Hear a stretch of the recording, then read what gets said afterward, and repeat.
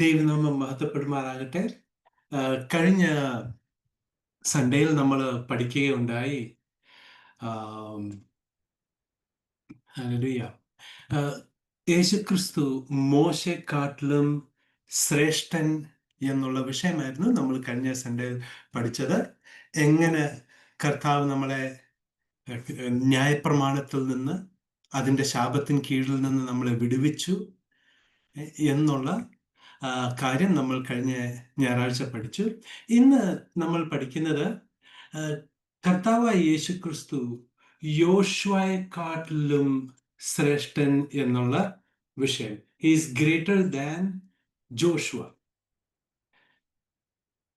യേശുക്രിസ്തു യോശുവയെക്കാട്ടിലും ശ്രേഷ്ഠൻ എന്ന വിഷയത്തിൽ ഹെബ്രായർക്കെഴുതിയ ലേഖനം 3-ാം അധ്യായം മുതൽ 4-ാം അധ്യായം വരെയുള്ള ഭാഗങ്ങളാണ് നമ്മൾ കവർ ചെയ്യുന്നത്. അതിൻ്റെ 4-ാമത്തെ അധ്യായം അതിൻ്റെ 8 മുതൽ 9 വരെയുള്ള വാക്യം വായിക്കുന്നത് ഇങ്ങനെയാണ്. For if Jesus had given them rest, then would he not afterward have spoken of another day? There remaineth therefore a rest to the people of God. അവിടെ ഇംഗ്ലീഷിൽ ജീസസ് എന്ന് ട്രാൻസ്ലേറ്റ് ചെയ്യാൻ കാരണം യോശുവയ്ക്കും യേശുവിനും ഒരേ പേരാണ്, യഹോശുവ ആണ്. അതാണ് അവിടെ ജീസസ് എന്ന് ട്രാൻസ്ലേറ്റ് ചെയ്തത്. പക്ഷെ നമ്മൾ മലയാളത്തിൽ വായിക്കുമ്പോൾ യോശുവ അവർക്ക് സ്വസ്ഥത വരുത്തി എങ്കിൽ മറ്റൊരു ദിവസത്തിനെ കുറിച്ച് പിന്നത്തേതിൽ കൽപ്പിക്കുകയില്ലായിരുന്നു. അപ്പോൾ യോശുവ ഇസ്രായേൽ മക്കളെ വാഗ്ദത്ത ദേശത്തിലേക്ക് നയിച്ചു, ഇല്ലേ? യോശുവ വളരെ മോശെ പോലൊരു ഭക്തനായ വിശ്വസ്തനായ ഒരു സേവകനായിരുന്നു. മോശയെക്കുറിച്ച് പല ആവർത്തിയായിട്ട് പറഞ്ഞിട്ടുണ്ട്, ദൈവം കൽപ്പിച്ചതൊക്കെയും മോശ ചെയ്തു. അതുപോലെ തന്നെ യോശുവയെക്കുറിച്ചും കർത്താവ് അതുപോലൊരു സാക്ഷ്യം പറയുന്നുണ്ട് അനേകയിടത്ത്. യോശുവയും ദൈവം എങ്ങനെ യോശുവയോട് പറഞ്ഞോ അതുപോലെ യോശുവയും ചെയ്തു എന്നുള്ള വളരെ വിശ്വസ്തനായ ദൈവദാസനാണ് യോശുവ. ഇസ്രായേൽ മക്കളെ വാഗ്ദത്ത ദേശത്തേക്ക് നയിച്ചു. എങ്കിലും അവർക്ക് അവിടെ ചെന്ന് എന്തുണ്ടായിരുന്നു? അനേക യുദ്ധങ്ങൾ ഉണ്ടായിരുന്നു, അല്ലെ? അവിടെ വാഗ്ദത്ത ദേശത്തിലും ചെന്ന് ജനം പലവട്ടം മറുതലിക്കുന്നതായിട്ട് നമ്മൾ കാണുന്നുണ്ട്. അത് തന്നെയല്ല, വാഗ്ദത്ത ദേശത്ത് ചെന്നതിന് ശേഷവും ഒരു നിലനിൽക്കുന്ന സമാധാനമല്ലായിരുന്നു. ഒരു 30-40 വർഷം ഒരു സമാധാനമുണ്ട്. പിന്നീട് ഇസ്രായേൽ മക്കൾ വീണ്ടും തെറ്റ് ചെയ്യുമ്പോൾ ദൈവം വീണ്ടും അവരെ ശത്രുക്കളുടെ കയ്യിൽ ഏൽപ്പിക്കും. അങ്ങനെ അവര് വീണ്ടും കഷ്ടതയിലും ഞെരുക്കത്തിലും ആകുമ്പോൾ, അവർ ഞെരുക്കത്തിൽ നിന്ന് യഹോവയെ വിളിച്ചപേക്ഷിക്കുമ്പോൾ കർത്താവ് ഒരു ഉദ്ധാരകനെ അവരുടെ ഇടയിൽ നിന്ന് തന്നെ എഴുന്നേൽപ്പിക്കും. വീണ്ടും ഒരു ചെറിയ കാലയളവ് സമാധാനമുണ്ടായിരിക്കും. അങ്ങനെയായിരുന്നു. എന്നാൽ കർത്താവായ യേശുക്രിസ്തു യോശുവയെക്കാട്ടിൽ ശ്രേഷ്ഠൻ എന്ന് പറയുമ്പോൾ, കർത്താവായ യേശുക്രിസ്തു വാഗ്ദത്ത ദേശത്തേക്ക് ഇസ്രായേൽ മക്കളെ നയിക്കുമ്പോൾ അവിടെ നിലനിൽക്കുന്ന സമാധാനമുണ്ട്. പിന്നീട് അവിടെ യുദ്ധങ്ങളില്ല, അല്ലേ? അതിനെക്കുറിച്ച് നമുക്ക് മുൻപോട്ട് പഠിക്കാം. യോശുവ ഇസ്രായേൽ മക്കളെ വാഗ്ദത്ത ദേശത്തേക്ക് നയിച്ചപ്പോൾ അവിടെ അനേക യുദ്ധങ്ങൾ ഉണ്ടായിരുന്നു. നമുക്ക് അറിയാം, യോശുവ 6 തൊട്ട് 8 വരെ, 11 അധ്യായം വരെയുള്ള ഭാഗങ്ങളിൽ അനേക യുദ്ധങ്ങളെ കുറിച്ച് നമുക്ക് കാണാൻ കഴിയും. യെരിഹോയെ എതിരെ ഉള്ളൊരു യുദ്ധം, ആയി പട്ടണത്തിൽ 2 യുദ്ധമുണ്ടായിരുന്നു. പിന്നെ Kings of south, Kings of north. അപ്പൊ നമ്മൾ നോക്കണം, എന്താണ് ഈ സംഖ്യാപുസ്തകത്തിൽ അല്ലെങ്കിൽ യോശുവയുടെ ലേഖനങ്ങളിൽ നടക്കുന്നത്? അതേ കാര്യം തന്നെ വീണ്ടും നടക്കാൻ പോവുകയാണ്. ഹിസ്റ്ററി റിപ്പീറ്റ്സ് നമ്മൾ കേൾക്കുന്നത് പോലെ, പറയുന്നത് പോലെ ഒരു പാറ്റേൺ ഉണ്ട്. ഹെബ്രായർക്കെഴുതിയ ലേഖനത്തിൽ ലേഖനകർത്താവ് എഴുതുന്നത് വീണ്ടും ദൈവം ഒരു ഓപ്പർച്യൂണിറ്റിയോട് കൊടുക്കുകയാണ്. യേശുക്രിസ്തു വന്നപ്പോൾ യേശുക്രിസ്തു പ്രസംഗിച്ചു, രാജ്യം സമീപമായിരിക്കുന്നു. എന്നാൽ അവിടെയും അവർ മറുതലിച്ചു.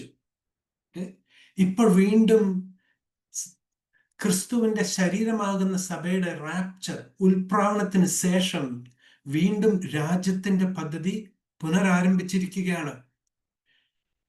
അതാണ് ഹെബ്രായർ ലേഖനത്തിൽ എഴുതിയിരിക്കുന്നത്. നാം സഭായോഗങ്ങളെ ഉപേക്ഷയായി വിചാരിക്കരുത്. കാരണം ആ ദിവസം എത്രയും അടുത്തു എന്ന് നാം കാണുമ്പോൾ, ഏതാണ് ആ ദിവസം?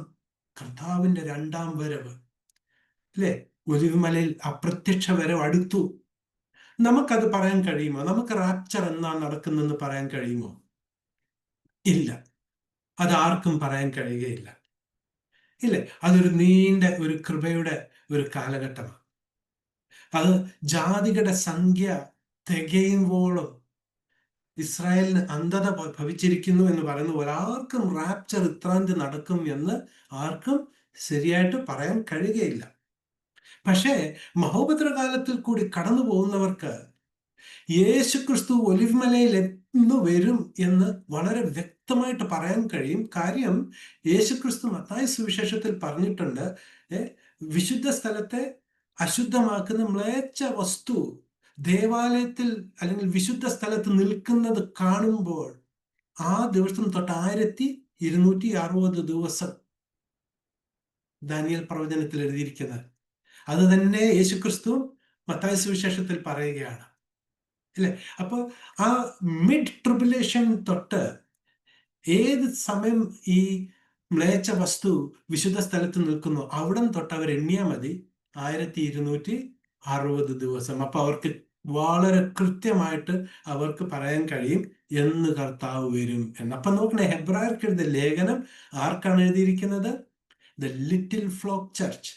റാപ്ചറിന് ശേഷം മഹോദരത്തിൽ കൂടി കടന്നു പോകുന്ന യഹൂദയുടെ റെമനന്റിന് വേണ്ടിയാണ് എഴുതുന്നത്. അപ്പോൾ അവിടെയും ഇതുപോലെ ഒരു സംഭവമാണ് നടക്കാൻ പോകുന്നത്, ഇല്ലേ? റാപ്ചറിന് ശേഷം നോക്കണേ, Kings of the south, Kings of the north, രണ്ട് ഇതേ കാര്യം അവിടെയും റിപ്പീറ്റ് ആകുക. ദാനിയേൽ പ്രവചനത്തിൽ നമുക്ക് കാണാൻ കഴിയും, ഇല്ലേ? രണ്ട് രാജാക്കന്മാർ, വടക്കേ രാജാവും തെക്കേ ദേശത്തെ രാജാവ്. തെക്കേ ദേശം ഏതാ? ഈജിപ്റ്റ്. നോർത്ത് ഏതാ? കിങ്സ് ഓഫ് നോർത്ത് ഏതാ? സിറിയയാണ് ദാനിയേൽ പ്രവചനത്തിൽ, അല്ലെ? സിറിയയിൽ നിന്നാണ് ആന്റി ക്രൈസ്റ്റ് വരുന്നെന്നാണ് ദാനിയേൽ പ്രവചനം പഠിപ്പിക്കുന്നത്, അല്ലെ? അതേപോലൊരു പാറ്റേൺ ആണ് ഇവിടെ കാണുന്നത്, അല്ലെ? നമുക്കറിയാം, ജോഷുവ പുസ്തകം 9-ാം അധ്യായത്തിൽ യോശുവയെ ഗിബെയോന്യർ വന്ന് ചതിച്ചു. ഒരു കരാർ, ഒരു കവനന്റ് സൈൻ ചെയ്യുകയാണ്. അതേപോലൊരു കവനന്റ് അന്ത്യകാലത്തും ഇസ്രായേൽ മക്കൾ സൈൻ ചെയ്യും. ആരുമായിട്ട്? ആന്റി ക്രൈസ്റ്റുമായിട്ട്. അവിടുന്നാണ് 7 വർഷത്തെ മഹോപദ്രകാലം തുടങ്ങുന്നത്. യോശുവയുടെ പുസ്തകം 11-ാം അധ്യായം 6-ാം വാക്യത്തിൽ ഒരു രസകരമായ ഒരു വാക്യമുണ്ട് കേട്ടോ. ഇത് കിങ്സ് ഓഫ് നോർത്ത് ഒന്ന് യുദ്ധം ചെയ്യുകയാണ്. ആ യുദ്ധം ചെയ്യുമ്പോൾ ഇസ്രായേലിന് ചുറ്റും വന്ന് ഇസ്രായേലിനെ നശിപ്പിക്കാൻ വേണ്ടി വന്ന് നിൽക്കുകയാണ്. പക്ഷെ ദൈവം യോശുവയ്ക്ക് പ്രത്യക്ഷപ്പെട്ട് പറയുക, ഭയപ്പെടേണ്ട, ഇല്ലേ? അപ്പോൾ യഹോവ യോശുവയോട്, അവരെ പേടിക്കേണ്ട, ഞാൻ നാളെ ഈ നേരം അവരെ ഒക്കെയും ഇസ്രായേലിനെ മുൻപിൽ ചത്തുവീഴ്മാറാക്കും. മനസ്സിലായി? The Lord said to Joshua, be not afraid because of them, for tomorrow about this time will I deliver them all slain before Israel. Thou shalt hog their horses and burn their chariots with fire. ഇതേ സംഭവമാണ് വീണ്ടും അന്ത്യകാലത്ത് നടക്കാൻ പോകുന്നത്. Gogh Magog യുദ്ധത്തിൽ, ആ യുദ്ധം ഇസ്രായേലിന് വേണ്ടി ദൈവമാണ് യുദ്ധം ചെയ്യുന്നത്, അല്ലെ?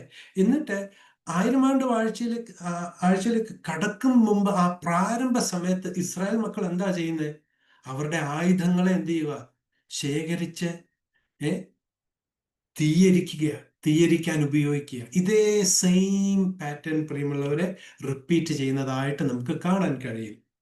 നമ്മൾ ഇങ്ങനെ ഒരു പ്രസന്റ് ചെയ്യുക. ഈ ഒരു ഡയഗ്രാമിൽ മിസ്രൈമിൽ നിന്ന് ഇറങ്ങി ചെങ്കടൽ കടന്ന് സീനായ് പർവ്വതത്തിൽ നിന്ന് അവർക്ക് ന്യായപ്രമാണം ലഭിച്ചു. മോശ 12 പേരെ വിളിച്ച് ഓരോ ഗോത്രത്തിന്റെ റെപ്രസെന്റേറ്റീവ് ആയിട്ട് അവരെ കനാൻ ദേശം ഒറ്റുനോക്കാൻ അയച്ചു. അവർ 40 ദിവസം ഒറ്റുനോക്കിയേച്ച് വന്ന് തിരികെ വന്നിട്ട് പറഞ്ഞു, ഇംഗ്ലീഷ് ബൈബിൾ പറഞ്ഞിരിക്കുന്ന അവരൊരു ഈവിൾ റിപ്പോർട്ട് നൽകിയെന്നാണ്. അവർ റോങ് റിപ്പോർട്ട് നൽകിയെന്നല്ല, ഒരു ഈവിൾ റിപ്പോർട്ടായിരുന്നു. എന്താണ് അവർ നൽകിയത്? അവർ ആക്ച്വലി കണ്ട കാര്യമാണ് പറഞ്ഞത്. അവിടെ ഭയങ്കര ഫലപുഷ്ടിയുള്ള ദേശമാ, പാലും തേനും ഒഴുകുന്ന ദേശമാ, ബ്ലെസ്സഡ് ലാൻഡ് ആണ്. പക്ഷേ അവിടെ മനുഷ്യരെ തിന്നുകളയുന്നവർ അവിടെ പാർക്കുന്നുണ്ട്. അനാഖ്യ മല്ലന്മാർ അവിടെ പാർക്കുന്നുണ്ട്. സംഖ്യാപുസ്തകം 13:32 എഴുതിയിരിക്കുന്നതാണ്, the land through which we have gone to search it is a land that eateth up the inhabitants thereof. അവിടെ ഈ ജയൻസ് ഉണ്ടായിരുന്ന രാക്ഷസന്മാർ, അവരവിടുത്തെ സാധാരണ മനുഷ്യരെ അവർ തിന്നുകളയുന്നവരായിരുന്നു. ഇത് കണ്ട് അവർ ഭയപ്പെട്ടു പോയി. അവർ കൊടുത്ത റിപ്പോർട്ട് കറക്റ്റ് ആയിരുന്നു. എന്തുകൊണ്ടാണ് ബൈബിൾ അതിനെ ഈവിൾ എന്ന് പറഞ്ഞത്? കാര്യം എന്താണെന്നറിയാം? അവരെ അത്ഭുതകരമായി മിസ്രൈമിൽ നിന്ന് ചെങ്കടൽ കടത്തി സീനായ് പർവ്വതത്തിൽ പ്രത്യക്ഷപ്പെട്ട അത്ഭുതങ്ങളും അടയാളങ്ങളോടുകൂടി അവരെ മിസ്രൈമിൽ നിന്ന് പുറപ്പെടുത്തിയ ദൈവത്തെ അവർ മറന്നുപോയി. അവർ പ്രതിസന്ധി, അവരുടെ മുൻപിലുള്ള പ്രതിസന്ധിയെ അവരെ നടത്തിയ ദൈവത്തെക്കാൾ വലിയതായിട്ട് അവരെണ്ണി. അതുകൊണ്ടാണ് ആ റിപ്പോർട്ട് ഈവിൾ റിപ്പോർട്ട് എന്ന് പറഞ്ഞത്. മനസ്സിലാകുന്നുണ്ടോ? അപ്പൊ അത് നോക്കണം. അവിടെ അങ്ങനെ നടന്നപ്പോൾ എന്ത് പറ്റി? ആ വാഗ്ദത്ത ദേശത്തിലേക്ക് അവർക്ക് പ്രവേശിക്കാമായിരുന്നു. ദൈവം അവർക്ക് വേണ്ടി യുദ്ധം ചെയ്തേനെ. പക്ഷെ ആ വാഗ്ദത്ത ദേശത്തേക്ക് പ്രവർത്തിക്കുന്നത് ഒരു 40 വർഷത്തേക്ക് നീട്ടിവെച്ചു, ഡിലേ ആയി. ഓരോ ദിവസവും അവർ 40 ദിവസത്തേക്കാണ് അവർ ആ വാഗ്ദത്ത ദേശം പോയി അന്വേഷിച്ചത്.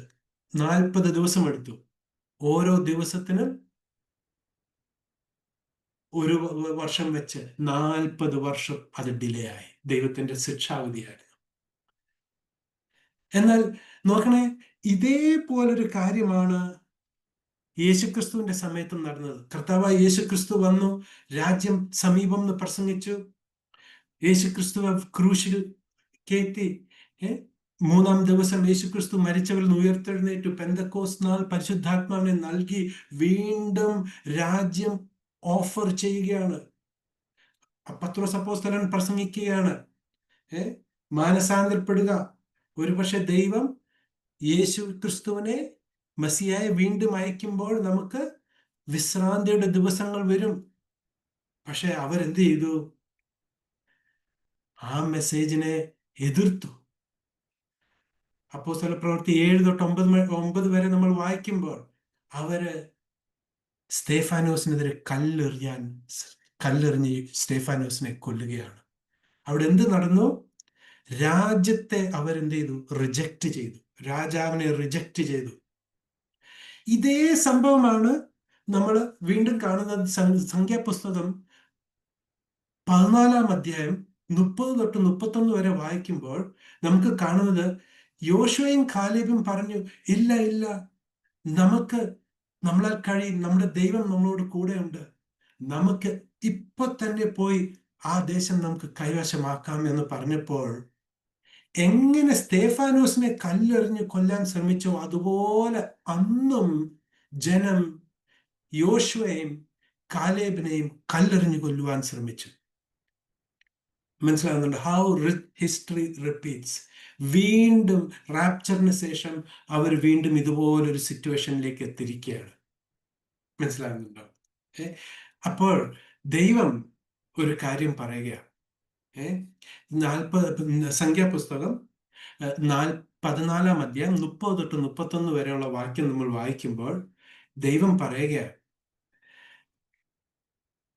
ഈ തലമുറയിൽ യോശുവയും കാലേബും ഒഴിച്ച് ആരും തന്നെ ആ വിശ്രാമദേശത്ത് പ്രവേശിക്കത്തില്ല. 31-ാമത്തെ വാക്യം പറയാം, but Your little ones, which ye said should be a prey, them will I bring into the promised land. നിന്റെ ചെറു കുട്ടികൾ, അവർ പറയുകയുണ്ടായി, അവർ നെഞ്ചത്ത് അടിച്ച് കരഞ്ഞ് പറയും, ഞങ്ങളുടെ കുഞ്ഞുങ്ങളെ അവർ തിന്നുകളയും, അവർ നശിപ്പിക്കും എന്ന് പറഞ്ഞു. അപ്പൊ ദൈവം അവരോട്, നിങ്ങൾ ഏത് കുഞ്ഞുങ്ങൾ നശിച്ചു പോകും എന്ന് പറഞ്ഞില്ലേ, അവര് ഈ ദേശത്ത്, വാഗ്ദത്ത ദേശത്ത് കടക്കും. ഇപ്പോൾ മനസ്സിലാവുന്നുണ്ടോ യേശുക്രിസ്തു എന്തുകൊണ്ടാണ് തന്റെ പരസ്യ ശുശ്രൂഷയിൽ പറഞ്ഞ് മാനസാന്തരപ്പെട്ട് ശിശുക്കളെ പോലെ ആയിരിപ്പീൻ, ഇങ്ങനെയുള്ളവർക്കാണ് രാജ്യം എന്ന്? അത് ഇതിന്റെ അടിസ്ഥാനത്തിലാണ്. Your little once will inherit the kingdom of God. മനസ്സിലാകുന്നുണ്ടോ? വളരെ ഇമ്പോർട്ടൻ്റ് ആയ ഒരു കാര്യമാണ്. അവിടെ അപ്പോൾ തന്നെ നോക്കണം, ഈ സംഖ്യാപുസ്തകം 14:10 ഇവർക്കെതിരെ കല്ലെറിയാൻ കല്ലുകളെല്ലാം എടുത്തു. യോശുവയും കാലേബിനെതിരെ കല്ലെറിയാൻ വേണ്ടി ഇവർ വന്നപ്പോൾ അവിടെ ദൈവത്തിന്റെ മഹിമ കൂടാരത്തിൽ ഇസ്രായേൽ മക്കൾക്ക് എല്ലാവർക്കും പ്രത്യക്ഷമായി. കൂടാരത്തിൽ, ദ ടെന്റ് ഓഫ് ദ മീറ്റിംഗിൽ യഹോവയുടെ ഗ്ലോറി, സാന്നിധ്യം അവിടെ വെളിപ്പെട്ടു. സ്തേഫാനോസിനെതിരെ കല്ലെറിഞ്ഞു. സ്തേഫാനോസിനെ കൊന്നപ്പോൾ യഹോവയുടെ മഹിമ, യഹോവയുടെ തേജസ്സായത് ക്രിസ്തു ആർക്ക് വെളിപ്പെട്ടു? പൗലോസിന് വെളിപ്പെടുകയാണ്. അവിടുന്ന് കൃപയുടെ യുഗം ആരംഭിക്കുകയാണ്. രാജ്യത്തിന്റെ പരിപാടി, വാഗ്ദത്ത ദേശത്തേക്കുള്ള പ്രവേശനം 40 വർഷം കൊണ്ട് നീട്ടിവെച്ചതുപോലെ ഒരു അനിശ്ചിത കാലത്തേക്ക് വേണ്ടി ജാതികളുടെ സംഖ്യ തികയോളം നീട്ടിവെക്കുകയുണ്ടായി. അതെപ്പോ തീരും? സഭയുടെ റാപ്ചറോടുകൂടി. ക്രിസ്തുവിന്റെ ശരീരമാണ് സഭയുടെ റാപ്ചറോടുകൂടി അത് തീരും. അതിനുശേഷം വീണ്ടും രാജ്യത്തിന്റെ പരിപാടി ആരംഭിക്കും. റാപ്ചർ നടക്കുന്നതിന്റെ നെക്സ്റ്റ് ഡേയിൽ ഇസ്രായേൽ പോയി ആന്റി ക്രൈസ്റ്റിനോട് കരാർ വെക്കുമോ? ഇല്ല. ഒരു പ്രോഫറ്റിക്കൽ ഗ്യാപ്പ് ഉണ്ട്. എനിക്ക് തോന്നുന്നു ഒരു 40 വർഷത്തിന്റെ ഒരു ഗ്യാപ്പ് കാണും. ഓക്കെ, അത് ജസ്റ്റ് എൻ്റെ ഒരു അഭിപ്രായം മാത്രമേ ഉള്ളൂ. കാര്യം, അനേക യുദ്ധങ്ങൾ നടക്കും. നമ്മൾ കഴിഞ്ഞ വീക്ക് ചിന്തിച്ചതുപോലെ ദാനിയേൽ പ്രവചനത്തിലെ ആ ദർശനത്തിന്റെ ആ വലിയൊരു വിഗ്രഹം കാണുന്നു. അതിന്റെ കാൽപ്പത്തിൽ 10 വിരലുകൾ, 10 രാജാക്കന്മാരാണ്. 3 രാജാക്കന്മാരെ ആന്റി ക്രൈസ്റ്റ് തോൽപ്പിക്കും. അവരുടെ രാജ്യം ബലമായി കൈവശമാക്കും. ബാക്കി 7 രാജാക്കന്മാർ സ്വമേധായി കീഴടങ്ങി അവരുടെ സിംഹാസനങ്ങളെ എതിർ ക്രിസ്തുവിന് സമർപ്പിക്കും. അപ്പോൾ പിന്നീടാണ് എതിർ ക്രിസ്തു വാഴുന്നത്. ആ സമയത്താണ് കരാറ് ഒപ്പിടുന്നത്. അപ്പോൾ ഈ 10 രാജാക്കന്മാർ വരണം. അതിന് ശേഷമാണ് എതിർ ക്രിസ്തു വരുന്നത്. ഈ 10 രാജാക്കന്മാർ റാപ്ചറിന് ശേഷം വരുന്നവരാ. അപ്പൊ ആ ഒരു പീരീഡ് ഉണ്ട്, ഒരു ഗ്യാപ്പ് ഉണ്ട്, മഹോപദ്രകാലം ആരംഭിക്കുന്നതിന് മുന്നേ. അപ്പോൾ ആ ഒരു പീരീഡിലേക്കാണ് ഹെബ്രായർക്ക് എഴുതിയ ലേഖനം മുതൽ വെളിപ്പാട് വരെയുള്ള ലേഖനങ്ങൾ എഴുതിയിരിക്കുന്നത്. ആ കാലഘട്ടത്തിൽ കടന്നു പോകുന്ന വിശ്വാസികൾക്ക് വേണ്ടിയുള്ള ലേഖനമാണ് ഹെബ്രായർക്ക് എഴുതിയ ലേഖനം. ഉപദേശങ്ങളാണ് ഹെബ്രായർക്ക് എഴുതിയ ലേഖനം മുതൽ വെളിപ്പാട് വരെയുള്ളത്. നമ്മളത് പഠിക്കുമ്പോൾ നമുക്ക് മനസ്സിലാക്കാൻ കഴിയും, ദ ബോഡി ഓഫ് ക്രൈസ്റ്റിനുള്ള ഉപദേശങ്ങൾ, ഡോക്ട്രിൻസ് അവിടെ ഇല്ല. യേശുക്രിസ്തു യോശുവയെക്കാട്ടിലും ശ്രേഷ്ഠൻ. ഹെബ്രായർക്ക് എഴുതിയ ലേഖനം 3-ാം അധ്യായം 7 തൊട്ട് 11 ഒരു വാക്യം നമ്മൾ വായിക്കുമ്പോൾ അവിടെ വാർണിംഗ് കൊടുക്കുകയാണ്.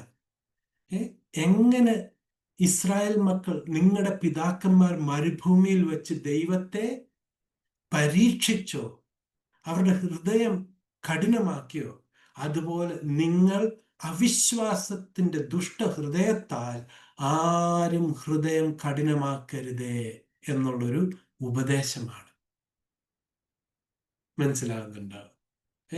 എന്നിട്ട് ദൈവം അതിന്റെ 11-ാമത്തെ വാക്യത്തിൽ പറയുക, ദൈവം അവരോട് പറഞ്ഞു, അവർ എൻ്റെ വിശ്രാമത്തിൽ കടക്കുക ഇല്ല എന്ന് ദൈവം സത്യം ചെയ്തു. ആരെക്കുറിച്ചാ? മരുഭൂമിയിൽ വെച്ച് യഹോവയെ പരീക്ഷിച്ചവര്. അതുപോലൊരു കാലഘട്ടം, ആ ഒരു ദൃഷ്ടാന്തം എടുത്തിട്ട് ഹെബ്രായർക്കെഴുതിയ ലേഖനകർത്താവ് ഒരു വാർണിംഗ് കൊടുക്കുക. മഹോപദ്ര കാലത്തിൽ കൂടി കടന്നു പോകുന്ന നിങ്ങൾ നിങ്ങളുടെ ഹൃദയം അവിശ്വാസത്താൽ കഠിനമാക്കല്ലേ. നിങ്ങളുടെ പിതാക്കന്മാർ ചെയ്തതുപോലെ നിങ്ങൾ ചെയ്യരുതേ. ചെയ്താൽ നിങ്ങളും ദൈവത്തിന്റെ വിശ്രാമത്തിലേക്ക് കടക്കുകയില്ല എന്നാണ്. നമ്മൾ ഇത് ആരുടെ വിശ്രാമമാ? ദൈവത്തിന്റെ വിശ്രാമം. ദൈവം പറഞ്ഞത് എന്റെ വിശ്രാമം. ഇതെന്താണെന്ന് 132 സങ്കീർത്തനം 13-14 വാക്യത്തിൽ വളരെ വ്യക്തമായിട്ട് പറയുകയാണ് ഏതാണ് ഈ വിശ്രാമം. അത് നിങ്ങൾ മലയാളത്തിൽ വായിക്കണം. ഇവിടെ 132-ന്റെ 13-14 ഞാൻ ഇംഗ്ലീഷിൽ വായിക്കാം. For the Lord hath chosen Zion, he hath decided for his habitation. This is my rest forever. Here will I dwell, for I have decided. കണ്ടോ, എന്താണ് ദൈവത്തിന്റെ വിശ്രമം എന്ന് വളരെ വ്യക്തമായിട്ട് കർത്താവ് പറയുകയാണ്. സിയോൻ നഗരമാണ്, സ്വർഗത്തിൽ നിന്ന് ഇറങ്ങി വരാൻ പോകുന്ന സിയോൻ നഗരം. ഈ നഗരത്തെ കുറിച്ച് വിശ്വാസത്തോടുകൂടി കണ്ടാണ് അബ്രഹാം കൂടാരങ്ങളിൽ പാർത്തത്. മനസ്സിലാവുന്നുണ്ടോ? ഈ നഗരത്തെ കുറിച്ചാണ് ഹെബ്രായ ലേഖനകർത്താവ് പറയുന്നത്. നമുക്ക് ഈ ഭൂമിയിൽ നിലനിൽക്കുന്ന നഗരമില്ലല്ലോ, എന്നാൽ ഒരു നഗരത്തിനായി നാം നോക്കി പാർക്കുന്നു. ഈ നഗരത്തെ കുറിച്ചാണ് യോഹന്നാൻ സുവിശേഷം 14-ാം അധ്യായത്തിൽ യേശുക്രിസ്തു പറഞ്ഞു, ഞാൻ പിതാവിന്റെ അരികിൽ പോകുന്നു, എൻ്റെ പിതാവിന്റെ ഇടയിൽ അനേക വാസസ്ഥലങ്ങളുണ്ട്, ഞാനത് ഒരുക്കിയതിന് ശേഷം ഞാൻ ഇരിക്കേണ്ടടുത്ത് നിങ്ങളും ആകേണ്ടതിന് വേണ്ടി ഞാൻ വേഗം മടങ്ങി വരും എന്ന് പറഞ്ഞ്. മനസ്സിലാകുന്നുണ്ടോ? അതാണോ ഈ ഭൂമിയിലെ സിയോൺ നഗരമാണോ ബോഡി ഓഫ് ക്രൈസ്റ്റ്, കൃപായുഗത്തിലെ സഭയുടെ, ക്രിസ്തുവിന്റെ ശരീരമാകുന്ന സഭയുടെ വിശ്രാമം? അല്ല. അപ്പൊ മനസ്സിലാകുന്നുണ്ടോ ഹെബ്രായർ ആർക്കാണ് എഴുതിയിരിക്കുന്നത്? നമ്മുടെ വാസസ്ഥലം, നമ്മുടെ നിത്യവാസസ്ഥലം എവിടാണ്? Eternal rest of the body of Christ is not Zion. ഈ ഭൂമിയിലെ സയോണിലല്ല. 2 കൊരിന്ത്യർക്ക് എഴുതിയ ലേഖനം 5-1 അധ്യായം പറയുന്നത് എന്താ? For we know that if our earthly house of this tabernacle were dissolved, we have a building of God, an house not made with hands, eternal in heaven. ഈ മന്മയമാകുന്ന കൂടാരം അഴിഞ്ഞു പോയാൽ നമുക്കൊരു സ്വർഗീയമായ നിത്യപാർപ്പിടമുണ്ട്. കൈകളാൽ പണിയാത്തൊരു നിത്യപാർപ്പിടം. എവിടെ? സ്വർഗത്തിലാണ്. അതാണ് നമ്മുടെ നിത്യവാസസ്ഥലം, ഇല്ലേ? യോശുവ ഇസ്രായേൽ മക്കളെ വാഗ്ദത്ത ദേശത്തിലേക്ക് നയിച്ചു. അവർക്കവിടെ യുദ്ധങ്ങളുണ്ടായി. എന്നാൽ ആ ദേശത്തിൽ നിന്ന് അവർ വീണ്ടും അവരുടെ അനുസരണക്കേട് കാരണം വീണ്ടും ചിതറിപ്പോവുകയുണ്ടായി. എന്നാൽ സെഫന്യ പുസ്തകം 3-ാം അധ്യായം 13-ാമത്തെ വാക്യത്തിൽ പറയുന്നത്, യേശു ക്രിസ്തു വിശ്വസിക്കുന്ന ആ ഒരു കൂട്ടത്തെ എല്ലാ ഇസ്രായേലും 1000 ആണ്ട് വാഴ്ചയിലേക്ക് പ്രവേശിക്കത്തില്ല, ഒരു ശേഷിപ്പ് മാത്രമേ പ്രവേശിക്കത്തുള്ളൂ, ഇല്ലേ? മുമ്പ് യോശുവയോട് സംഖ്യാപുസ്തകത്തിൽ എന്താ പറഞ്ഞേ? ഈ തലമുറ ആരും, യോശുവയും കാലേബ് ഒഴിച്ച് ബാക്കി ആരും അവിശ്വാസം നിമിത്തം, അവരുടെ മറുതലം നിമിത്തം അവര് കടക്കുകയില്ല എന്ന് പറഞ്ഞു. ഒരു റെമനന്റ് മാത്രം കടക്കും എന്ന് പറഞ്ഞു, ഇല്ലേ? അതേ കോൺസെപ്റ്റ്. ഇസ്രായേൽ എല്ലാം രക്ഷിക്കപ്പെടില്ല, 1/3, 1/3 മാത്രം കടക്കും, ഇല്ലേ? സെഫന്യ 3:13 പറയുന്നത് എന്തുവാ? The remnant of Israel shall not do iniquity, nor speak lies, neither shall a deceitful tongue be found in their mouth, for they shall feed and lie down, and none shall make them afraid. അവരെ ആരും ഭയപ്പെടുത്താൻ വരികയില്ല. കർത്താവ് അവരെ 1000 ആണ്ട് വാഴ്ചയിലേക്ക്, വാഗ്ദത്ത ദേശത്തിലേക്ക് യേശുക്രിസ്തു നയിക്കുമ്പോൾ അവിടുന്ന് ആരും പിന്നീട് അവരെ ചിതറിക്കുകയില്ല. യേശുക്രിസ്തു, ജീസസ്, ഇസ്രായേൽ മക്കളെ 1000 ആണ്ട് വാഴ്ചയിലേക്ക്, വാഗ്ദത്ത ദേശത്തേക്ക് നയിക്കുമ്പോൾ അവർക്ക് സമൃദ്ധി ഉണ്ടാകും. അവർ ലോകത്തിന്റെ വെളിച്ചമായി തീരും.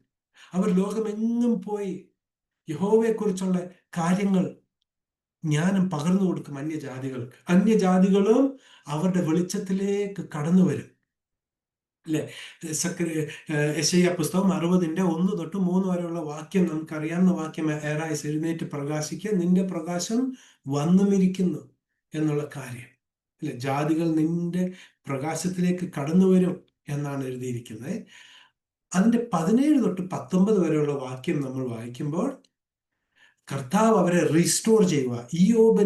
ഇയ്യോബിന്റെ കഷ്ടകാലം കഴിഞ്ഞപ്പോഴെല്ലാം ഇരട്ടിയായി കൊടുത്തതുപോലെ കർത്താവ് പറയുക, ആ ദിവസം അല്ലെ, അവര് ഇവിടെ താമ്രത്തിന് പകരം എന്തോ സ്വർണം കൊടുക്കും, ഇരുമ്പിന് പകരം വെള്ളിയും, മരത്തിന് പകരം താമ്രവും അവർക്ക് എന്ത് ചെയ്യും?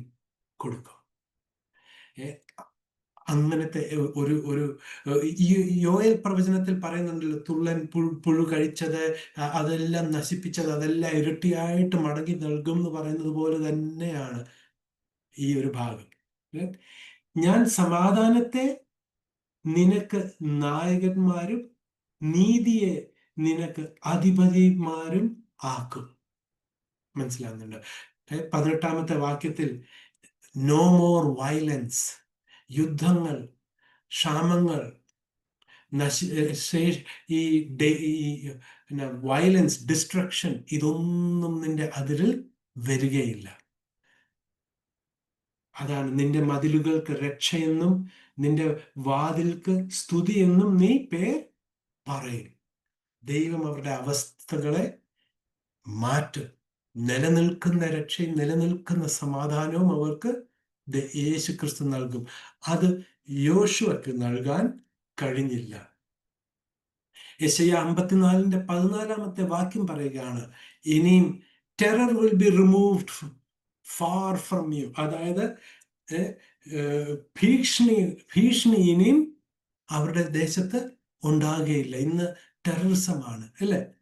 എന്നാൽ കർത്താവായ യേശു ക്രിസ്തു അവരെ 1000 ആണ്ട് വാഴ്ചയിലേക്ക് നയിക്കുമ്പോൾ ടെററിസം പിന്നില്ല.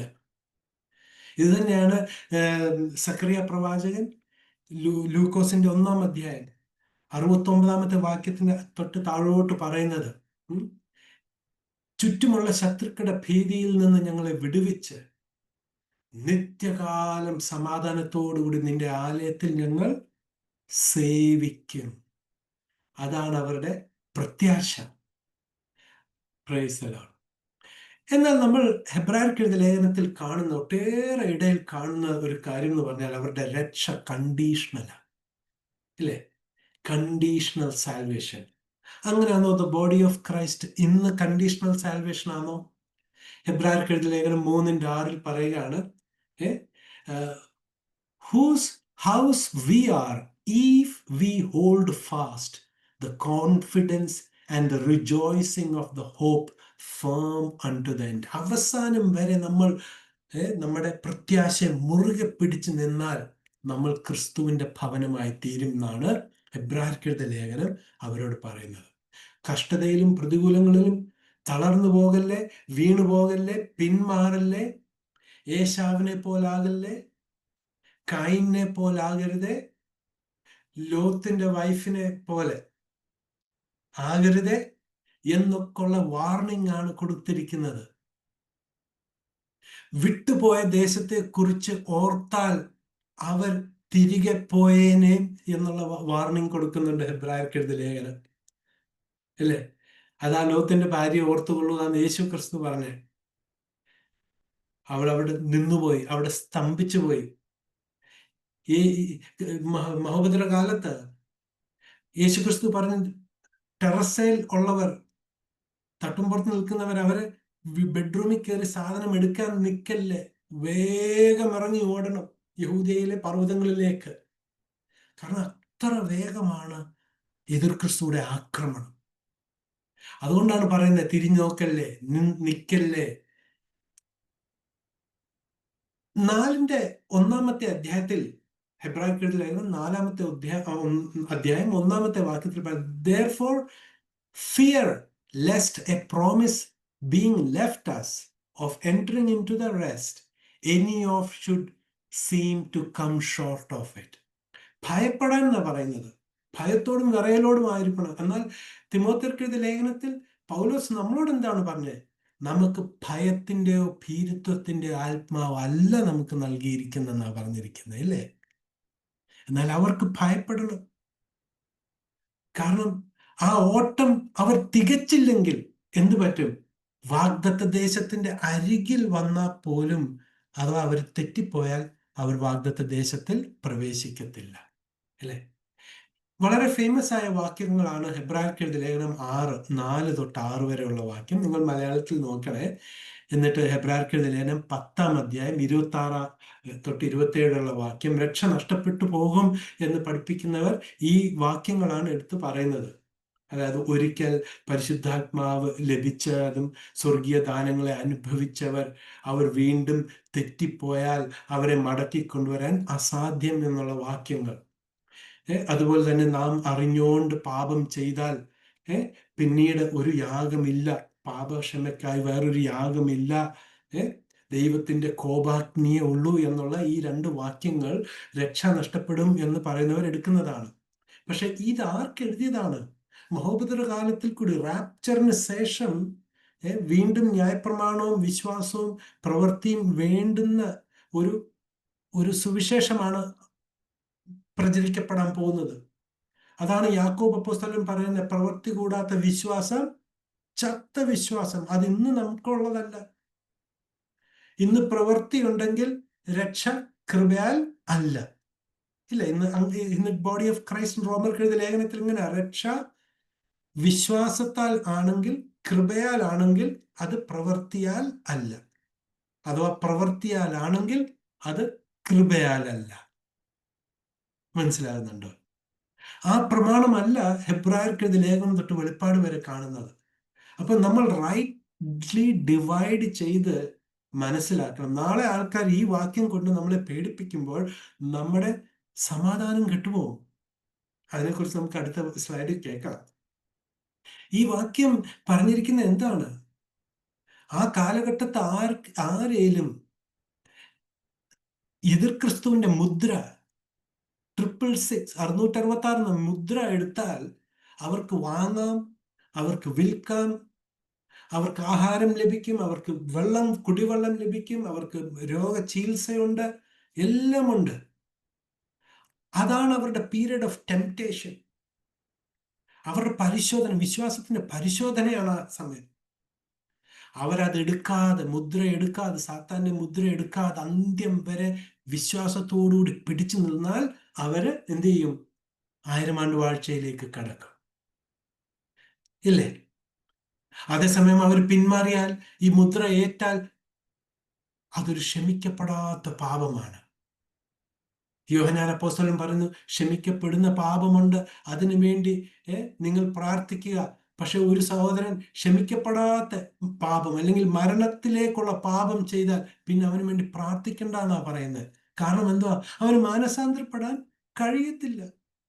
കാരണം ആ 666ന്റെ മാർക്ക് എന്ന് പറഞ്ഞാൽ നമ്മുടെ ബ്രെയിൻ കൺട്രോളാണ്. നമ്മുടെ ഹോൾ ഡിസിഷൻ വരെയും കൺട്രോൾ ചെയ്യത്തക്ക രീതിയിലുള്ള ഒരു സംഭവം അതിനകത്തുണ്ട്. അതാണ് അവർ ആ മഹോപദ്ര കാലത്തിൽ ഈ 666 എടുത്ത് അനേകർ മരിക്കാൻ ശ്രമിക്കും. അവർ മരിക്കാൻ ആഗ്രഹിക്കും, പക്ഷെ അവർക്ക് മരിക്കാൻ കഴിയത്തില്ല. കാരണം എന്തുവാ? അവരുടെ ആക്ഷൻസ് എല്ലാം കൺട്രോൾ ചെയ്യുന്നത് എന്തുവാ? ഈ മാർക്ക്. ഈ മാർക്കിൽ എന്തോ ഒരു സംഭവമുണ്ട്. അവരുടെ ഡിസിഷൻ മേക്കിംഗ്, അവരുടെ ഇന്റലക്ച്വൽസിനെ കൺട്രോൾ ചെയ്യുന്ന ഒരു സംഭവമുണ്ട്. അതെടുത്താൽ, ആ മാർക്ക് എടുത്താൽ അവരുടെ രക്ഷ നഷ്ടപ്പെട്ടു പോയി. അതാണ് അവിടെ പറഞ്ഞിരിക്കുന്നത്. അല്ലാതെ ഈ കാലഘട്ടത്തിലല്ല. നമുക്ക് എന്തുണ്ട്? ബോഡി ഓഫ് ക്രൈസ്റ്റിന് രക്ഷയുടെ ഉറപ്പുണ്ട്, രക്ഷാഭദ്രതയുണ്ട്.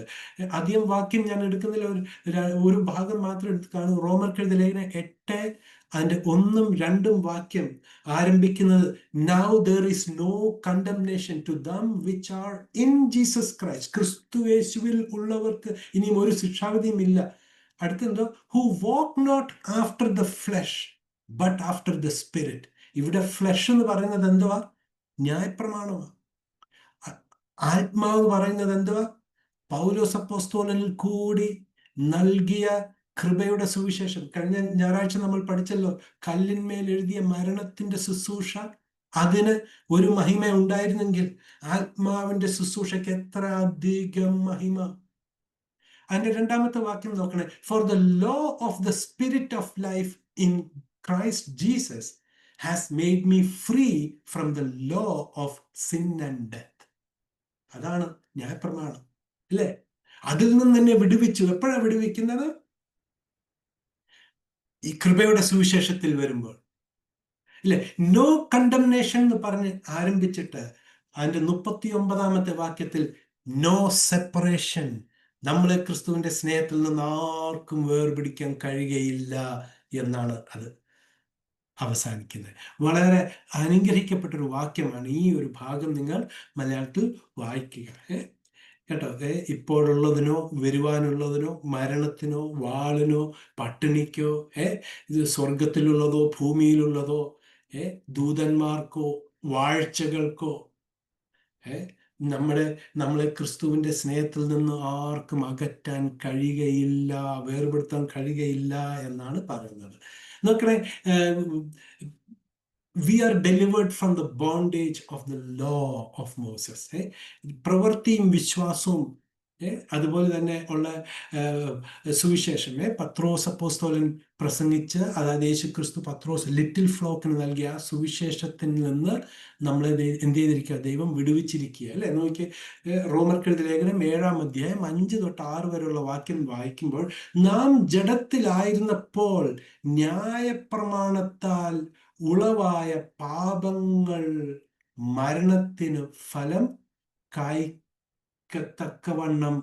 നമ്മുടെ അവയവങ്ങളിൽ വ്യാപരിച്ചിരുന്നു, അല്ലേ? നാം ജഡത്തിൽ ആയിരുന്നപ്പോൾ എന്ന് പറയുമ്പോൾ ഇവിടെ ജഡം എന്ന് പറയുന്നത് ന്യായപ്രമാണത്തെ പറയുന്നത്. നമുക്ക് ഇംഗ്ലീഷിൽ വായിച്ചാൽ, for when we were in the flesh the motions of sins which were by the law did work in our members to bring forth fruit unto death. But now we are delivered from the law, that being dead wherein we were held, that we should serve in newness of spirit and not in the oldness of the letter. ആത്മാവിന്റെ പുതുക്കത്തിൽ നാം സേവനം ചെയ്യണം എന്നാ പറയുന്നത്, അക്ഷരത്തിന്റെ പഴക്കത്തിലല്ല. അക്ഷരത്തിന്റെ പഴക്കം എന്തുവാ? ന്യായപ്രമാണം, കല്ലിന്മേൽ കുത്തിയ അക്ഷരങ്ങൾ. മനസ്സിലാകുന്നുണ്ടോ? ഇതെപ്പോഴാണ് നടക്കുന്നത്? നാം കൃപയുടെ സുവിശേഷം കേട്ട് അതിൽ പൂർണ്ണമായിട്ട് വിശ്വസിക്കുമ്പോൾ, ഇല്ലേ?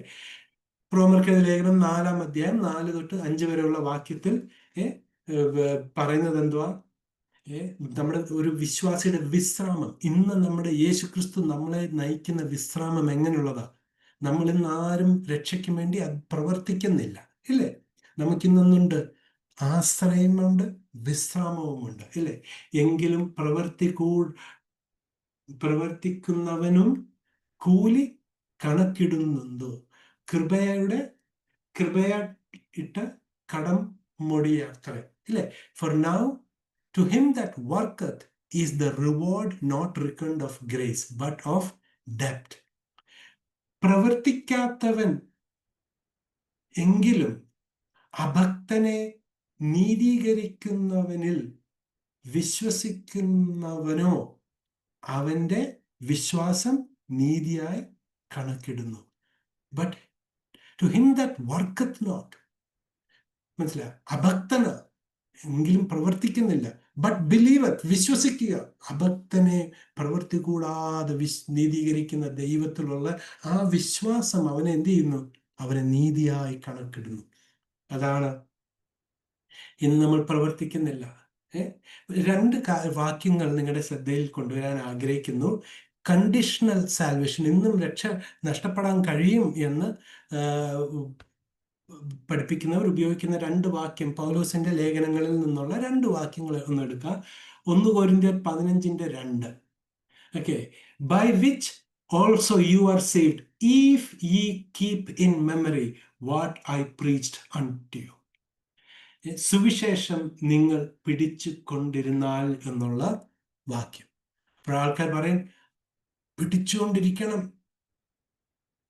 അല്ലെങ്കിൽ ഈ ഉപദേശത്തെ പിന്മാറിയാൽ നമ്മൾ രക്ഷ നഷ്ടപ്പെട്ടു പോകുന്ന ഉള്ളൊരു ആശയം ഈ വാക്യത്തിൽ വരും. പക്ഷേ ഇതല്ല പറയുന്നത്. നമ്മൾ മുമ്പ് പഠിച്ചിട്ടുള്ളത് 1 കൊരിന്ത്യർ 15-ാം അധ്യായത്തിൽ നാം കാണുന്നത് ദുരുപദേശത്തിൽ നിന്നുള്ളൊരു വിടുതല, അല്ലേ? ബൈബിളിൽ സാൽവേഷൻ, സേവ്ഡ് എന്നുള്ള വാക്കുകൾ എപ്പോഴും മോക്ഷത്തെക്കുറിച്ചല്ല, സാൽവേഷനെ കുറിച്ചല്ല. ഇവിടെ ദുരുപദേശം, അവിടെ ഒരു ദുരുപദേശമുണ്ട്. യേശു ക്രിസ്തു മരിച്ചു, അടക്കപ്പെട്ടു, ഉയർത്തെഴുന്നേറ്റു. കാരണം ദൈവം, യേശു ക്രിസ്തു പൂർണ്ണ മനുഷ്യനും അപ്പോൾ തന്നെ പൂർണ്ണ ദൈവവുമായിരുന്നു. അപ്പൊ അവിടെ ഒരു ദുരുപദേശം ഉണ്ടായിരുന്നു. എന്നാൽ നമ്മൾ മനുഷ്യരാണ്, നമുക്ക് ഉയർപ്പില്ല എന്നുള്ളൊരു ഉപദേശം. അപ്പൊ പൗലോസ് പറയുക, ഞാൻ നിങ്ങളോട് പ്രസംഗിച്ച ആ ഉപദേശം എൻ്റെ സുവിശേഷത്തിൽ യേശു ക്രിസ്തു മരിച്ചവരിൽ നിന്ന് ഉയർത്തെഴുന്നേറ്റിരിക്കുന്നു. 2 ഭാഗത്ത് അത് പറയുന്നുണ്ട്. പൗലോസ് പറയുക, ആ സുവിശേഷം നിങ്ങൾ മുറുകെ പിടിച്ചിരുന്നാൽ ഈ ദുരുപദേശത്തിൽ നിന്ന് നിങ്ങൾക്ക് വിടുതലുണ്ട് എന്നാണ് ഇവിടെ പറയുന്നത്. അല്ലാതെ നമ്മുടെ എറ്റേണൽ സാൽവേഷന്റെ കാര്യമല്ല. അതുപോലൊരു വാക്യമുണ്ട് കൊലോസ്യർക്ക് ലേഖനം 1-ാം അധ്യായം 23-ാമത്തെ വാക്യം. If ye continue in faith, grounded and settled, be not moved away from the hope of the gospel.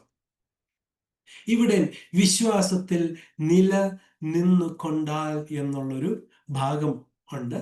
കൊലോസ്യർക്ക് ലേഖനം 1-ാം അധ്യായം 23-ാമത്തെ വാക്യത്തിലാണ്. ഇവിടെയും ഒരു ദുരുപദേശത്തെയാണ് പൗലോസ് ഖണ്ഡിക്കുന്നത്, നമ്മുടെ നിത്യരക്ഷയെക്കുറിച്ചല്ല ഈ സ്റ്റേറ്റ്മെന്റ്. കൊലോസ്യർക്ക് ലേഖനത്തിൽ 2 ഡിസീവർ, വഞ്ചകർ വന്ന് കൂടിയിരിക്കുകയാണ്. അവർ പറയുന്നത് എന്താണ്? കൊലോസ്യർക്ക് ലേഖനം 2-ാം അധ്യായം 16-ാം വാക്യവും അതിന്റെ 18-ാമത്തെ വാക്യവും വായിക്കുമ്പോൾ അവിടെ കടന്നുകൂടിയിരിക്കുന്ന ദുരുപദേശത്തെക്കുറിച്ച് പറഞ്ഞിരിക്കുന്നുണ്ട്. അതെന്താന്ന് വെച്ചാൽ,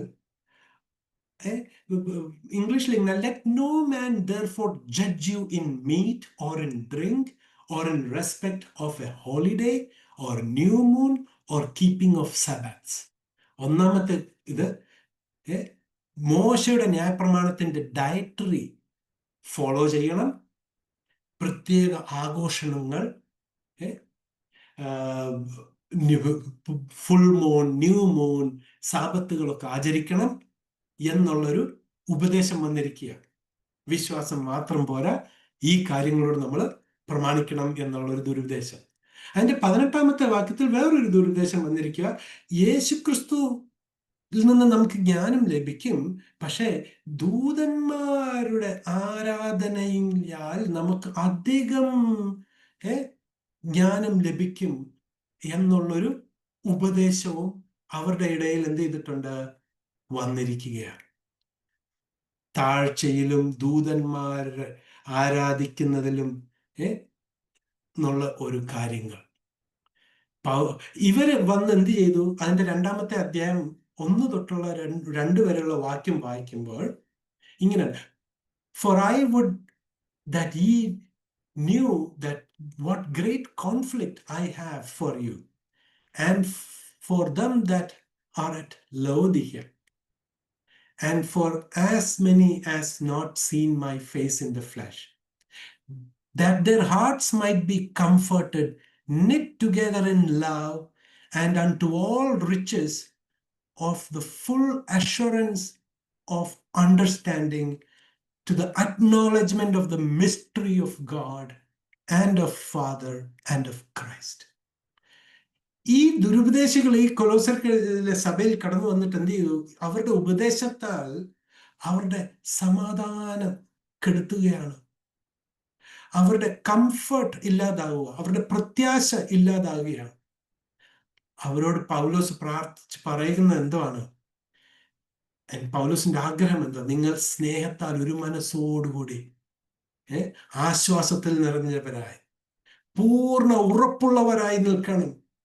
പ്രിയമുള്ളവരെ, പൗലോസ് അവിടെ പറയുക, എൻ്റെ സുവിശേഷം നിങ്ങൾ മുറുകെ പിടിച്ചാൽ, എൻ്റെ സുവിശേഷത്തിൽ നിങ്ങൾ ഉറപ്പോടെ നിന്നാൽ, നിങ്ങൾ ഈ ദുരുപദേശം ഉളവാക്കുന്ന ശങ്കകളിൽ നിന്ന് നിങ്ങൾക്ക് വിടുതൽ കിട്ടും എന്നാണ് പറയുന്നത്. അത് നമ്മുടെ രക്ഷ നഷ്ടപ്പെടുന്ന കാര്യമല്ല, മറിച്ച് കംഫർട്ട്, നമ്മുടെ ഉറപ്പില്ലായ്മ, അതിനെ ആ ഒരു ദുരുപദേശത്തിൽ നമുക്ക് വിടുതലുണ്ട് എന്നാണ് പറയുന്നത്. അപ്പൊ ഈ രണ്ട് കാര്യം ജസ്റ്റ് പറഞ്ഞതേ ഉള്ളൂ. അടുത്ത കാര്യം, യോശുവ അവരെ വാഗ്ദത്ത ദേശത്തേക്ക് നയിച്ചു. പക്ഷെ അവർക്ക് അവിടെ യുദ്ധങ്ങളുണ്ടായി. അവരവിടെ ചെന്നിട്ട് ആദ്യ വിളവെടുത്തപ്പോൾ തന്നെ മന്ന പൊഴിയുന്നത് നിന്നു. പക്ഷെ യേശു ക്രിസ്തു 1000 ആണ്ട് വാഴ്ചയിലേക്ക് ഇസ്രായേൽ മക്കളെ നയിക്കുമ്പോൾ അതൊരു എറ്റേണൽ റെസ്റ്റ് ആണ്. അവർക്ക് ടെററിസം പിന്നില്ല, ആരും അവരെ ചിതറിച്ച് കളയുകയില്ല. ദൈവകുഞ്ഞാട് തന്നെ ജീവന്റെ അപ്പമായി അവരെ എന്ത് ചെയ്യും? ഫീഡ് ചെയ്യും എന്നാണ് വെളിപ്പാട് പുസ്തകത്തിൽ എഴുതിയിരിക്കുന്നത്. എബ്രായർക്ക് ലേഖനം 4-ാം അധ്യായം 10-ാമത്തെ വാക്യം, for he that is entered into his rest, he also has ceased from his own works as God did from his. ദൈവം തൻ്റെ പ്രവൃത്തികളിൽ നിന്ന് എന്ന പോലെ അവന്റെ സ്വസ്ഥതയിൽ പ്രവേശിച്ചവർ താനും തൻ്റെ പ്രവൃത്തികളിൽ നിന്ന് നിവർത്തിച്ചിരിക്കുന്നു. അതായത് ദൈവം 6 ദിവസം സൃഷ്ടി ചെയ്തു, 7-ാം ദിവസം സൃഷ്ടിയിൽ നിന്ന് വിശ്രമിച്ചതുപോലെ ദൈവത്തിന്റെ വിശ്രമത്തിൽ പ്രവേശിച്ചവർ പിന്നെ അവരുടെ പ്രവൃത്തികളിൽ നിന്നും എന്ത് ചെയ്തു? വിശ്രമിക്കുന്നു. ഇത് വളരെ ഇമ്പോർട്ടൻ്റ് ആയ ഒരു വാക്യമാണ്. നമ്മൾ ഇന്ന് ബോഡി ഓഫ് ക്രൈസ്റ്റ്, നമുക്ക് എന്തുണ്ട്? രക്ഷയുടെ ഉറപ്പുണ്ട്, ഇല്ലേ? നാം നമ്മുടെ സുവിശേഷം കേൾക്കുന്ന മാത്രമേ പരിശുദ്ധാത്മാവിന്റെ അച്ചാരമെന്ന ദാനം നമ്മുടെ ഹൃദയങ്ങളിൽ പകർന്നു തന്ന് ശരീരത്തിന്റെ വീണ്ടെടുപ്പിൻ നാളിനായി നമ്മളെ മുദ്രയിട്ടിരിക്കുക പരിശുദ്ധാത്മാവിനാൽ. ആ ഉറപ്പ് നമുക്കുണ്ടായിരിക്കണം. ഇനിയും നമ്മൾ രക്ഷിക്കപ്പെടാൻ വേണ്ടി നമ്മൾ പ്രവർത്തിക്കണമോ? ഇല്ല. നമ്മൾ എന്ത് ചെയ്യുക? രക്ഷപ്പെടുവാനുള്ള പ്രവൃത്തിയിൽ നിന്ന് നമ്മൾ വിശ്രമിക്കുന്നു. എങ്ങനെ ദൈവം വിശ്രമിച്ചോ അതുപോലെ നമ്മളും ഇന്ന് വിശ്രമിക്കുക. നമുക്ക് അപൂർണ ഉറപ്പുണ്ട്. നമുക്ക് യേശുവിൽ ആശ്രയിക്കുന്നു, നമ്മൾ യേശുവിൽ വിശ്രമിക്കുന്നു, ഇല്ലേ? അതേസമയം മറ്റുള്ളവർക്ക് എന്താണ്? റാപ്ചറിന് ശേഷമുള്ളവർക്ക് എന്താ?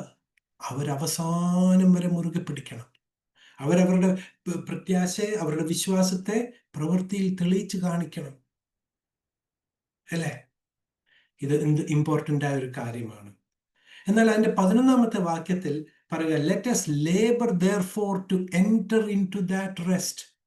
ഇന്ന് നമുക്ക്, അതായത് നാം ആ സ്വസ്ഥതയിൽ പ്രവേശിപ്പാൻ ഉത്സാഹിക്കുക എന്നാണ് അവരോട് പ്രബോധിക്കുക. അതാണ് കാരണം അവർക്ക് വർക്ക് ചെയ്യണം, അവർക്ക് പ്രവർത്തിച്ചാലേ ആ വിശ്രമത്തിലേക്ക്, ദൈവത്തിന്റെ വിശ്രമം എന്ന് പറഞ്ഞാൽ സിയോൻ നഗരത്തിലേക്ക് അവർക്ക് പ്രവേശിക്കാൻ കഴിയുള്ളൂ. പക്ഷെ ഇന്ന് അങ്ങനല്ല. എന്നാൽ നമുക്കൊരു ലേബർ ഉണ്ട്, നമുക്ക് ഒരു അധ്വാനമുണ്ട്. അതെന്താണ്? For the members of the church, the body of Christ, we do not labor to obtain salvation. However, we need to labor to find and spread the gospel of grace. സത്യസുവിശേഷത്തെ കണ്ടെത്തുവാൻ നമുക്ക് എന്ത് വേണം? അധ്വാനം വേണം, ഇല്ലേ? ബൈബിൾ നമ്മൾ പഠിക്കണം, ശരിയായി വിഭജിച്ച്. ബൈബിൾ എങ്ങനെ പഠിക്കണം? ബൈബിൾ എങ്ങനെ പഠിക്കണം എന്ന് ബൈബിൾ തന്നെ പറഞ്ഞു തരുന്നുണ്ട്, ഇല്ലേ? 2 തിമോഥെയുസ്കെഴുതിയ ലേഖനത്തിൽ എന്താ? ശരിയായി സത്യത്തിന്റെ വചനത്തെ ശരിയായി വിഭാജിച്ച് വേണം നമ്മൾ പഠിക്കാൻ, റൈറ്റ്ലി ഡിവൈഡ് ചെയ്ത്. അപ്പൊ നമുക്ക് എന്തുണ്ട്? ഒരു അധ്വാനമുണ്ട്, ഇല്ലേ? നമ്മൾ എത്ര സെർമൺസ് കേൾക്കുന്നു, നമ്മൾ എത്ര വീഡിയോസ് കാണുന്നു, നമ്മൾ എത്ര ബൈബിൾ പഠിക്കുന്നു, ഇല്ലേ? അപ്പൊ നമുക്കൊരു അധ്വാനം വേണം. അത് തന്നെയല്ല, ഈ സത്യസുവിശേഷം നമ്മൾ മനസ്സിലാക്കി കഴിയുമ്പോൾ നമ്മൾ ഈ സത്യസുവിശേഷം മറ്റുള്ളവരോട് എത്തിക്കാനും നമ്മൾ എന്ത് ചെയ്യണം? ശ്രമിക്കണം, അല്ലെ? പൗലോസ് അപ്പോസ്തലൻ എത്ര കഷ്ടം സഹിച്ചു. നോക്കണേ, ഗലാത്യർക്ക് ലേഖനം 2 അതിന്റെ 4 തൊട്ട് 6 വരെയുള്ള വാക്യത്തിൽ നമ്മൾ വായിക്കുമ്പോൾ പൗലോസ് അപ്പോസ്തലൻ നോക്കണേ പറയുക, യെരുശലേമിൽ നിന്ന് വന്ന കള്ള സഹോദരന്മാർ അവരെന്തിനാ വന്നത്? ഈ ക്രിസ്തുവിലുള്ള ഇവരുടെ സ്വാതന്ത്ര്യം എങ്ങനെയുള്ളവ എന്ന് മനസ്സിലാക്കി ഇവരെ തിരിച്ച് ബന്ധനത്തിലേക്ക് കൊണ്ടുപോകാനാണ് വന്നത്. അല്ലേ? യെരുശലേമിൽ നിന്ന് വന്ന കള്ള സഹോദരന്മാർ. അവർക്ക് പൗലോസ് അപ്പോസ്തലൻ ഒരു നാഴിക പോലും കൊടുത്തില്ല. എന്തുകൊണ്ടാ കൊടുക്കാനെന്നറിയാമോ? സുവിശേഷത്തിന്റെ സത്യം അന്യജാതികളായ നമ്മൾക്കും ലഭിക്കേണ്ടതിനു വേണ്ടി. പൗലോസ് അപ്പോസ്തലൻ 2 കൊരിന്ത്യരിൽ പറയുകയാണ്, 5 വട്ടം ഇരുമ്പ് വടിയാൽ ഞാൻ അടിയേറ്റു, 3 വട്ടം 40 കുറച്ച് ചാട്ടവാറിനാൽ അടി ലഭിച്ചു. കാട്ടിലെ ആപത്ത്, നാട്ടിലെ ആപത്ത്, കടലിലെ ആപത്ത് എന്ന് വേണ്ട എല്ലാ വിധവും കഷ്ടം എവിടെ ചെന്നാലും സഹിച്ചു നിന്ന്. സ്വന്തം ജനം തന്നെ പറഞ്ഞു, നീ പാപത്തിന്റെ പ്രചാരകൻ. ഗലാത്യയിലെ സഭ ആദ്യം വന്നപ്പോൾ വളരെ സന്തോഷത്തോടുകൂടി സ്വീകരിച്ചു. പിന്നീട് പറഞ്ഞു, ഇങ്ങോട്ട് നീ വരണ്ട. അതുകൊണ്ടാണ്, അതിൽ വിഷമിച്ചാണ് പൗലോസ് പറയുന്നത്, ഈ ബുദ്ധിയില്ലാത്ത ഗലാത്യരെ, നിങ്ങളെ ആരാണ് ശുദ്ധം ചെയ്ത് മയക്കിയത്? പ്രിയമുള്ളവരെ, ഞാനൊരു കാര്യം പറയട്ടെ. ന്യായപ്രമാണത്തിനും പ്രവൃത്തിയോടുകൂടിയുള്ള ഈ സുവിശേഷം, അതായത് കർത്താവായ യേശുക്രിസ്തു ലിറ്റിൽ ഫ്ലോക്കിനോട് പറഞ്ഞു കൊടുത്ത ആ രാജ്യത്തിന്റെ സുവിശേഷം ഇന്ന് പറയുമ്പോൾ, ഇന്ന് കൃപായുഗത്തിൽ പറയുമ്പോൾ, അത് ഒരു ശുദ്രത്തിന്റെ ഒരു ശക്തിയുണ്ട് അതിന്. നമ്മുടെ കണ്ണുകളെ മറച്ചു കാണാൻ പൗലോസ് എപ്പോഴും പറയാം, അതിൽ എന്തുണ്ട്? ഒരു നീതിയുടെ ഒരു പുറംചട്ടയുണ്ട്, ഇല്ലേ? ഞാൻ ഇങ്ങനെ 10 കാര്യങ്ങൾ ചെയ്യുന്നു, ഞാൻ അത് ചെയ്യുന്നു, ഇത് ചെയ്യുന്നു എന്ന് പറയുമ്പോൾ കേൾക്കുമ്പോൾ എന്തുണ്ട്? വെള്ളമൊക്കെ ഇട്ട് നടക്കുമ്പോൾ എന്തുണ്ട്? ഒരു നീതിയുടെ ഒരു ഔട്ട്ലുക്ക് ഉണ്ട്, ഔട്ട്വേർഡ് അപ്പിയറൻസ് ഉണ്ട്, അല്ലേ? പക്ഷേ പൗലോസിന്റെ ജീവിതത്തിൽ കഷ്ടം സഹിച്ച്, നിന്ന സഹിച്ച്, ഒരു കള്ളനെ പോലെ ശിരച്ഛേദനം ചെയ്യപ്പെടുകയായിരുന്നു. എന്തുകൊണ്ടാന്ന് ചോദിച്ചാൽ, ഹിസ് ലേബർ ഓഫ് ലവ്, സ്നേഹത്തിന്റെ അധ്വാനം. എങ്ങനെയും വല്ലവിധേനും കർത്താവ് വെളിപ്പെടുത്തി തന്ന ഈ ഏക രക്ഷയുടെ മാർഗം അന്യജാതികളിലും എത്തണം എന്നുള്ള ആ ഒരു ആത്മഭാരം നിമിത്തമാണ്, അല്ലേ? ഇന്ന് നമുക്കും ഇത് തന്നെയൊക്കെയാണ് കേട്ടോ പ്രതീക്ഷിക്കാനുള്ളത്. ഇത് സുഖത്തിന്റെ ഒരു മാർഗമല്ല. നമ്മൾ ഒരുപക്ഷെ പൗലോസിന് ആദ്യം ഈ വെളിപ്പാട് കർത്താവിൽ നിന്ന് ലഭിച്ചപ്പോൾ പൗലോസ് വളരെ സന്തോഷിച്ച് കാണും. എന്ത് സന്തോഷമായിരിക്കും! ഒരു കർത്താവ് യേശുക്രിസ്തു തന്നെ പറഞ്ഞല്ലോ, ഭാരം ചുമക്കുന്നവരെ നിങ്ങൾ എൻ്റെ അരികിൽ വരുവീൻ. ഇത് ആരെക്കുറിച്ചാണ് കർത്താവായ യേശുക്രിസ്തു പറഞ്ഞത്? യേശുക്രിസ്തു ദൈവകുഞ്ഞാടായി, ലോകത്തിന്റെ പാപം ചുമക്കുന്ന ദൈവകുഞ്ഞാടായി വന്ന് നിൽക്കുമ്പോൾ അനേകർ വലിയ ആടുകളെ ചുമന്നുകൊണ്ട് തോളിൽ വെച്ചോണ്ട് പോവുക ദേവാലയത്തിൽ യാഗമർപ്പിക്കാൻ, മോശയുടെ ന്യായപ്രമാണപ്രകാരം. കർത്താവ് അവരോട് പറയുക, ഭാരം ചുമത്ത് നിങ്ങൾ എൻ്റെ അരികിൽ വരിക, ഞാൻ നിങ്ങൾക്ക് ആശ്വാസം നൽകാം. ഈ ഒരു സുവിശേഷം ആശ്വാസം നൽകുന്ന സുവിശേഷം. ഈ സുവിശേഷം, കൃപയുടെ സുവിശേഷം, വിശ്രമം നൽകുന്ന സുവിശേഷം, ക്രിസ്തുവിൽ ഉറപ്പിക്കുന്ന സുവിശേഷമാണ്, വചനത്തിൽ വേരൂന്നി ഉറപ്പ് നൽകുന്ന സുവിശേഷമാണ്, ഇല്ലേ? ശരിയായിട്ട് വിഭജിച്ച് പഠിച്ചു വരുമ്പോൾ, അല്ലേ?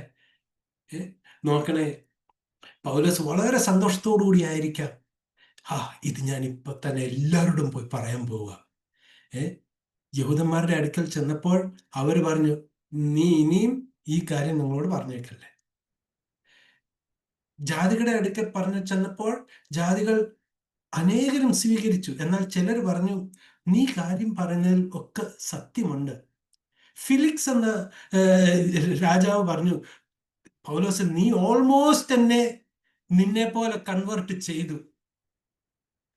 നീ എന്നെ ഓൾമോസ്റ്റ് ഒരു ക്രിസ്ത്യാനിയാക്കി മാറ്റി എന്ന് ഫീലിക്സ് പറയുക, അല്ലേ?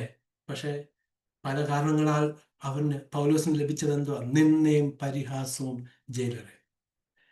ഇത് നിന്ദയുടെ മാർഗമാ, ഇത് കഷ്ടതയുടെ മാർഗമാ, ഇത് പ്രതികൂലത്തിന്റെ മാർഗമാണ്. പക്ഷെ എന്താണ് പ്രതിഫലം എന്ന് ചോദിച്ചാൽ, എന്നേലും നമ്മൾ കർത്താവിന്റെ രഹസ്യവരവ് താമസിച്ചാൽ നാം മരിക്കും.